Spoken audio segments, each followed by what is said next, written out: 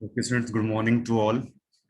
और मैं यहाँ से आप सबको जो है वो म्यूट कर रहा हूँ ताकि आपको बिना डिस्टरबेंस के, क्योंकि यहाँ पे लाइट नहीं है स्टूडेंट्स। तो और जो आपका क्या कहते हैं में जो ये लैपटॉप है ये विदाउट लाइट चल रहा है। तो अब देखिए, इसमें जो हम आज टॉपिक पढ़ेंगे वो टॉपिक्स आपके पास आता है इसके अंदर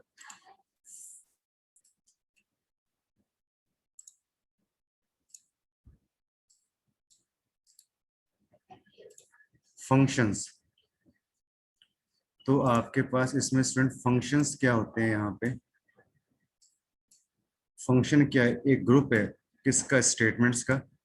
ठीक है, दैट टुगेदर परफॉर्म है। ये क्या काम करते हैं कि स्पेसिफिक टास्क को परफॉर्म करते हैं। ठीक है। Every C program has at least one function. हर एक सी प्रोग्राम के अंदर स्टूडेंट कम से कम एक फंक्शन होना चाहिए। जैसे हम जब सिंपली हम प्रोग्राम बनाते हैं सी के अंदर, तो उसमें क्या होता है कि एटलीस्ट वन फंक्शन होता है। जो कौन सा फंक्शन होता है आपके पास? मेन। ठीक है। तो हमने यहाँ पे आप ये देखिए, हमने इसमें यहाँ पे क्या काम किया। गुड मॉर्निंग जी, गुड मॉर्निंग। यहाँ पे देखिए, हमने फंक्शन को डिक्लेयर किया। यहाँ पे हमने फंक्शन को डिक्लेयर किया। यहाँ पे हमने फंक्शन को इम्प्लीमेंट किया। और यहाँ पे हमने फंक्शन को कंप्लीटली हमने क्या किया? डिफाइन किया। तो इसमें तीन चीजें आपके पास होती हैं जब हम फंक्शन यूज करते हैं। सबसे पहले डिक्लेरेशन, फिर इसमें होती है इम्प्लीमेंटेशन, और देन होती है फंक्शन को डिफाइन करना। अब इसमें आता है आपके पास इनपुट। तो ये इनपुट है आपके पास, ये आउटपुट है, और ये इम्प्लीमेंटेशन नथिंग। ठीक है। अब हम ये पढ़ेंगे इसके अंदर कि हम स्टूडेंट फंक्शन को जो है वो यूज क्यों करते हैं। Why we use function. तो फंक्शन को यूज करने का पर्पस हमारे पास ये है कि फंक्शंस किस लिए यूज करते हैं। Divide a large program. ठीक है। एक लार्ज कोड आपने लिखा हुआ है एक मॉड्यूल में। ठीक है, divide a large code into module.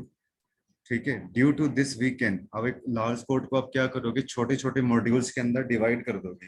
तो इसकी हेल्प से क्या होगा कि ड्यू टू दिस, इसकी वजह से वी कैन इजिली डिबग, हम कोड की इजिली डिबगिंग कर सकते हैं। कोड को हम यहाँ पे मेंटेन कर सकते हैं। फॉर एग्जाम्पल, अगर हम मान लो एक कैलकुलेटर का प्रोग्राम बना रहे हैं, we can write every logic. तो हम हर एक लॉजिक को एक सेपरेट फंक्शन में लिखेंगे। जैसे सम का अलग, सब्ट्रैक्शन का अलग। ठीक है। एक ही फंक्शन को स्टूडेंट क्या होता है कि आप को दोबारा दोबारा लिखने की जरूरत नहीं है। आप एक ही फंक्शन को मैनी टाइम्स आप क्या कर सकते हो? कॉल्ड कर सकते हो। फिर आपके पास आता है एडवांटेज ऑफ फंक्शन। यहाँ पे एडवांटेज ऑफ फंक्शन का मतलब क्या होता है? Code reusability. आप एक ही कोड को बार बार रीयूज कर सकते हो। डेवलप एन एप्लीकेशन, आप किसी एप्लीकेशन को डेवलप कर सकते हो एक मॉड्यूल फॉर्मेट के अंदर। ठीक है। आप प्रोग्राम को इजीली डिबग कर सकते हो। कोड ऑप्टिमाइजेशन का मतलब क्या होता है? No need to write lot of code, कि आपको बहुत ज्यादा लंबा कोड लिखने की जरूरत नहीं पड़ती। फिर आता है टाइप ऑफ फंक्शन इन सी। आपके पास सी के अंदर जो होता है, आपके पास टू टाइप्स के फंक्शंस होते हैं आपके पास। एक इसके अंदर होता है आपके पास लाइब्रेरी फंक्शन और प्री डिफाइंड फंक्शन। ठीक है। और दूसरा होता है यूजर डिफाइंड फंक्शन। तो फंक्शन को हमने डिवाइड किया, एक तो लाइब्रेरी फंक्शन में जैसे प्रिंट एफ, स्कैन एफ हो गया। और यूजर डिफाइन का मतलब क्या होता है कि जिसको यूजर डिफाइन करता है, जिसको हम डिफाइन करेंगे तो वो क्या कहलाएगा? User define. तो इसके अंदर स्टूडेंट, अब आपके पास लाइब्रेरी के अंदर देखो आपके पास क्या हो गया, मैंने अभी बताया प्री डिफाइंड हो गया। डिक्लेरेशंस इनसाइड हेडर फाइल्स, कि हेडर फाइल्स के अंदर डिक्लेरेशंस होती हैं। ठीक है।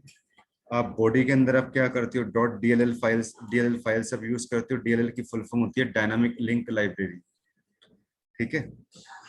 जैसे प्रिंट एफ फंक्शन हो गए, स्कैन एफ फंक्शन हो गए, तो ये लाइब्रेरी फंक्शंस होते हैं। और यूजर डिफाइंड कौन से होते हैं? जो यूजर के द्वारा क्रिएट किए जाते हैं। ठीक है। यहाँ से हम कॉम्प्लेक्सिटी, प्रोग्राम की कॉम्प्लेक्सिटी को हम क्या करना चाहते हैं? रिड्यूस करना चाहते हैं। ओके। फिर आता है लाइब्रेरी फंक्शंस के बारे में, तो इसको भी हम थोड़ा सा डिटेल में पढ़ लेते हैं स्टूडेंट। लाइब्रेरी फंक्शंस कौन से होते हैं आपके? Library functions are those functions जो सी कंपाइलर के द्वारा प्री डिफाइंड रहते हैं। ठीक है। The implementation part of pre defined function is available in library files. जो प्री डिफाइंड फंक्शंस होते हैं वो लाइब्रेरी फाइल्स के अंदर अवेलेबल रहते हैं। जैसे आपके पास .lib हो गया, .obj फाइल आपके पास हो गई। जो .lib और .obj फाइल्स हैं ये प्री कंपाइल्ड कोड में कंटेंट होती हैं। प्रिंट, स्कैन ये वाले फंक्शन जो है प्री डिफाइंड फंक्शंस हैं। और इनकी लिमिटेशंस क्या है लाइब्रेरी फंक्शंस की, कि all predefined functions are contain limited task. हर एक प्री डिफाइंड फंक्शन का लिमिटेड टास्क होता है आपके पास, ठीक है। That is for what purpose function, की फंक्शन को किस लिए हमने डिजाइन किया, for same purpose it should be used. और as a programmer we do not having any control.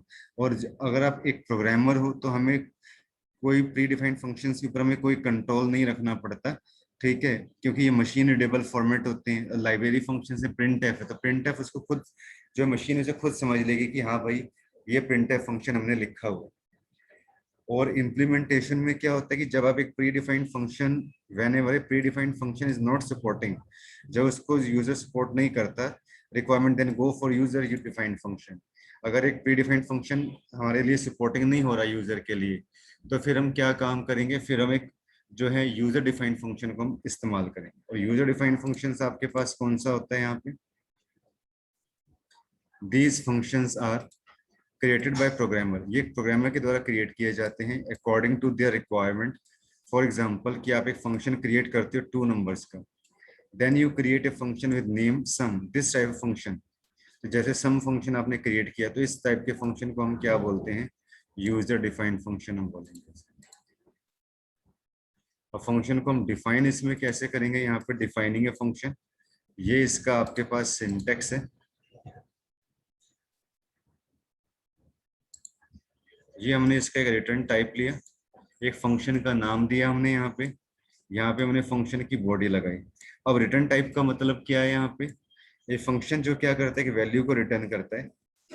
जैसे वॉइड डाटा टाइप होता है, ये भी एक क्या करता है, वैल्यू को रिटर्न करता है। तो रिटर्न टाइप क्या है, एक डेटा टाइप है वैल्यू का जिसको फंक्शन रिटर्न करता है। Return type parameters and return statements are optional. ये रिटर्न टाइप पैरामीटर जो रिटर्न स्टेटमेंट्स होती है ऑप्शनल होती है, जरूरी नहीं होती। फिर यहाँ पे आपके पास आता है इसके अंदर फंक्शन नेम। गुड मॉर्निंग जी, गुड मॉर्निंग। फंक्शन नेम का मतलब आपके पास क्या होता है यहाँ पे, कि फंक्शन नेम क्या होता है, ये वो नेम होता है फंक्शन का जो प्रोग्रामर के द्वारा डिसाइड किया जाता है। मान लो आप एक प्रोग्राम सम का बना रहे हो, अगर आप 2 नंबर का सम करना चाहते हो, माइनस का बना रहे हो तो आप सबट्रैक्ट नाम दे दोगे फंक्शन का। और पैरामीटर्स का मतलब क्या होता है, ये वो वैल्यू होती है जो फंक्शन के अंदर हम पास करते हैं जब हम फंक्शन को कॉल करते हैं। पैरामीटर क्या होता है, प्लेस होल्डर होता है और ये ऑप्शनल होता है आपके पास, ठीक है। फंक्शन बॉडी का मतलब क्या होता है, फंक्शन बॉडी जो होती है वो स्टेटमेंट्स का कलेक्शन होती है आपके पास। अब हम इसमें फंक्शन को डिक्लेयर करेंगे सी के अंदर। फंक्शन डिक्लेरेशन का एक प्रोसेस है ऑफ टेल्स द कंपाइलर, ये कंपाइलर को बताता है किसके बारे में, फंक्शन नेम के बारे में। जो एक्चुअल बॉडी होती है फंक्शन की, हम उसको सेपरेटली क्या करते हैं, हम डिफाइन करते हैं। जैसे हमने यहाँ पे रिटर्न टाइप ले लिया, यहाँ पे हमने फंक्शन का नाम दे दिया और यहाँ हमने पैरामीटर दे दिया जो ऑप्शनल होते हैं। जब हम फंक्शन को डिक्लेयर करते हैं ना तो फंक्शन मस्ट बी टर्मिनेटेड, वो किससे टर्मिनेट होना चाहिए, सेमीकोलन से। जब हम फंक्शन को डिक्लेयर करेंगे, जब हम फंक्शन को डिफाइन करेंगे तब सेमीकोलन लगाने की जरूरत नहीं है।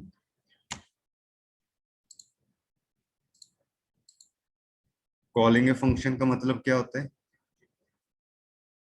When we call any function, जब आप किसी फंक्शन को कॉल करते हो तो कंट्रोल है आपका गोज टू फंक्शन बॉडी में जाएगा और ये कुछ कोड को एग्जीक्यूट करेगा। फॉर कॉल एनी फंक्शन, किसी भी फंक्शन के लिए आप फंक्शन का नाम लिखो और कोई भी पैरामीटर रिक्वायर्ड है, देन आप पैरामीटर को यहाँ पे क्या करो, पास करो।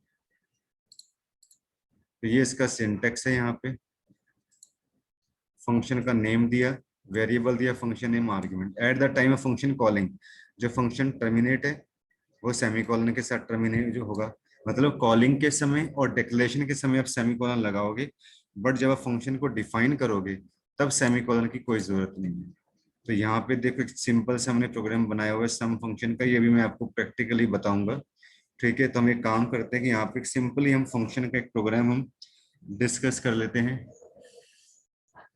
ठीक है कि नहीं। तो आप जरा स्टूडेंट जरा इतना स्टडी करो, फिर मैं आपको करवाता हूँ इसमें।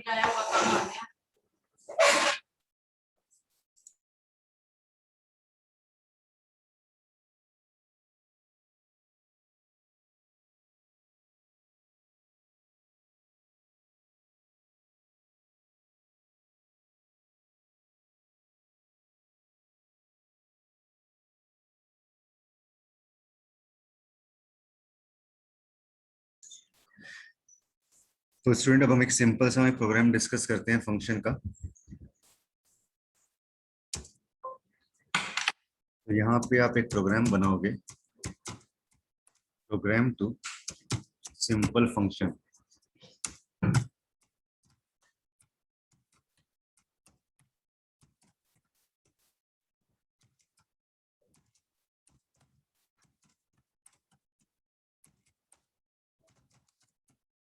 शो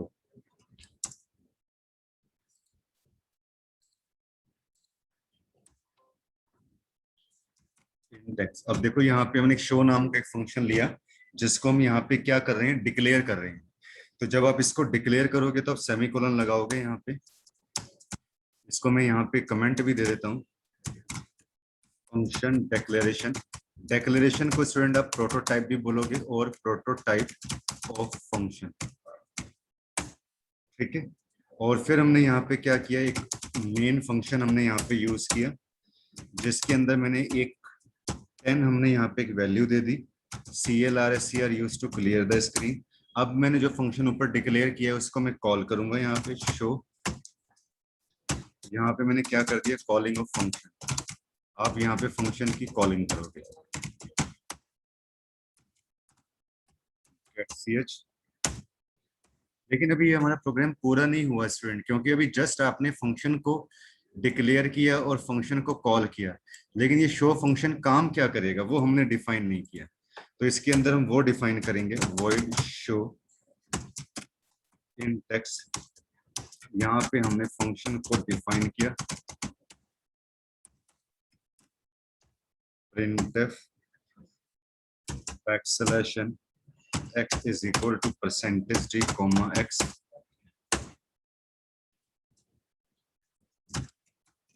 यहाँ पे हमने फंक्शन नाम दे दिया अपना, ऑल्ट F9 प्रेस किया हमने, यहाँ पे कंट्रोल प्लस F9। अब ये देखो आपके पास 10 वैल्यू आ गई। तो अब आप ध्यान से देख सकते हो कि जब मैंने फंक्शन को डिक्लेयर किया और यहाँ पे कॉल किया, कॉलिंग का मतलब क्या होता है कि फंक्शन को एग्जीक्यूट करवाना। तो यहाँ पे दोनों मैंने टर्मिनेट किया सेमीकोलन के साथ, लेकिन जब मैंने फंक्शन डिफाइन किया स्टूडेंट, क्योंकि जिसको आप डिक्लेयर कर रहे हो उस फंक्शन को आप डिफाइन भी करोगे, पर डिफाइन के अंदर मैंने सेमीकोलन यूज नहीं किया। डिफाइनिंग के समय सेमीकोलन नहीं यूज होता। तो जरा स्टूडेंट मुझे आप कमेंट करके प्लीज बताइए कि आपको जो मैंने ये वाला प्रोग्राम करवाया ये क्लियर है फंक्शन का, इसमें कोई आपको प्रॉब्लम तो नहीं है फंक्शन के प्रोग्राम की आपको। और ये हमारा सिंपल फंक्शन है जिसमें हमने एक आर्गुमेंट लिया स्टूडेंट एक्स, ठीक है कि नहीं। और यहाँ पे मैंने इसके अंदर जो वैल्यू थी एक्स की वैल्यू, वो मैंने यहाँ पे परसेंटेज ही करके मैंने प्रिंट करवा दी इसमें।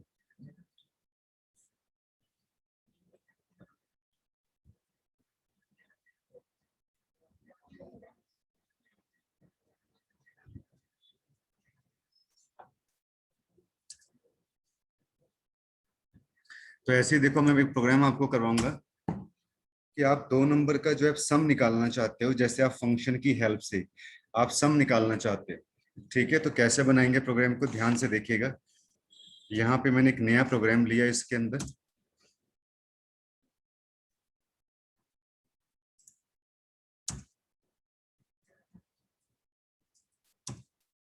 Calculate the sum of 2 numbers,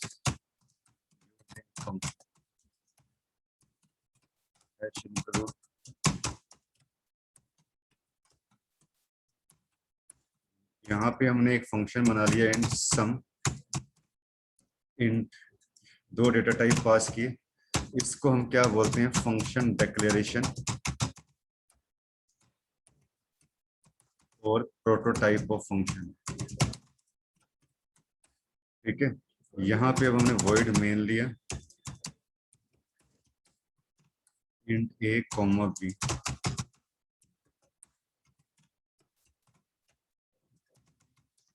enter the value of a and b।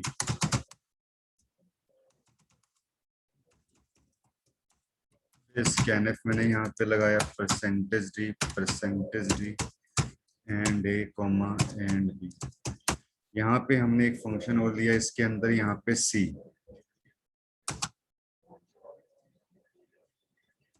के अंदर हमने सम फंक्शन को यहाँ पे कॉल किया। printf backslash sum of percentage d and percentage d is percentage d, comma a, comma b, comma c। तो अभी तक हमने इसमें स्टूडेंट क्या काम किया कि फंक्शन को हमने डिक्लेयर किया और हमने यहाँ फंक्शन को क्या किया, कॉल किया। ठीक है, बट अभी हमने इस फंक्शन की कोई डेफिनेशन नहीं दी। ठीक है, अब मैं फंक्शन को डिफाइन करूंगा। फंक्शन डेफिनेशन,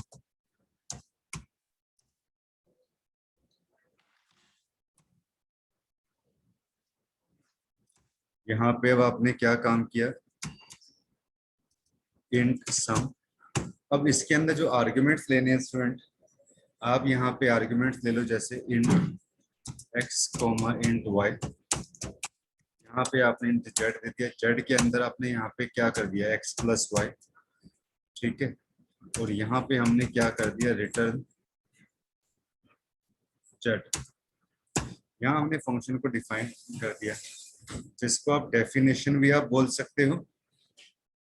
ठीक है, और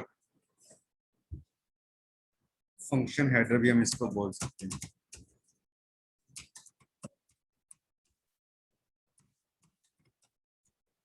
ठीक है, तो मैं अब यहाँ से इसको क्या करता हूँ, सेव कर देता हूँ।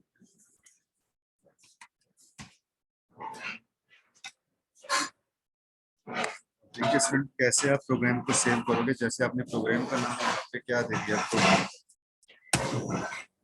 Alt F9 हमने इसमें प्रेस किया, कंट्रोल F9 से मैंने इसको एग्जीक्यूट करवा दिया। नंबर डाला आपने यहाँ पे 12, यहाँ पे आपने क्या डाला स्टूडेंट, इसके अंदर 11। तो 12 11 कितना हो गया, 23। तो प्लीज स्टूडेंट कमेंट करके बताइए कि आपको प्रोग्राम क्लियर हुआ कि नहीं हुआ, समझ में आया कि नहीं आया, कोई प्रॉब्लम तो नहीं है आपको, मुझे कमेंट करके बताइए स्टूडेंट। कि जो सम वाला प्रोग्राम मैंने आपको फंक्शन की हेल्प से बताया है, इसमें कोई आपको डाउट है या नहीं है।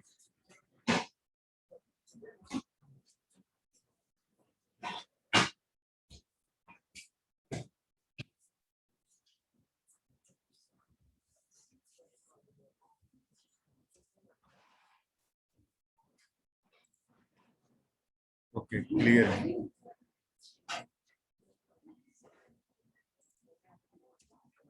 तो स्टूडेंट हमने ये सम का फंक्शन किया स्टूडेंट, इसी में आप चेंज कर सकते हो।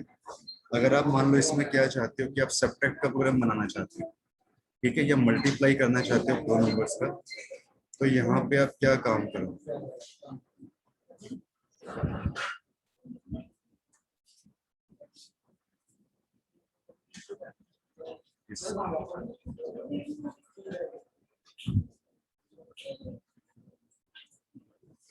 तो यहाँ पे देखो आप क्या काम करोगे, मल्टीप्लाई इन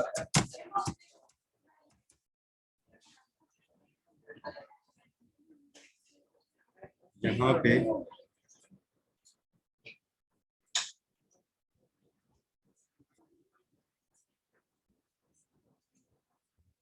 वेरिएबल और ले लो आप इसके अंदर, जैसे आप इसके अंदर एक वेरिएबल और ले लो यहाँ पे डी, और डी के अंदर आप क्या काम करते हो, मल्टीप्लाई को कॉल कर लो। इसे हम बोलेंगे स्टूडेंट, जैसे हमने ऊपर सम वाला यूज किया है, इसको हम बोलेंगे फंक्शन कॉलिंग, फंक्शन कॉल। वो जो डी वगैरह हमने यहाँ पे ये लिया हुआ है, मल्टीप्लाई ए कोमा बी, ये भी क्या कहलाएगा, फंक्शन कॉलिंग। फिर इसको डिफाइन कर दो आप मल्टीप्लाई वाले फंक्शन को, इन multiply int x comma int Y. यहाँ पे आपने क्या काम कर दिया, इंट जेड, जेड के अंदर आपने क्या कर दिया, एक्स मल्टीप्लाई वाई, और यहाँ पे आपने क्या कर दिया, रिटर्न जेड। इसके अंदर आप ऐसे आ जाओ, इसको सेव करो आप, ऑल्ट F9 से इसे वो करो, D is any value that is never used.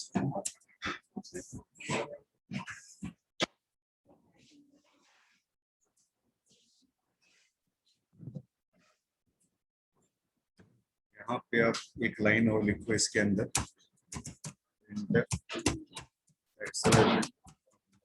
multiply of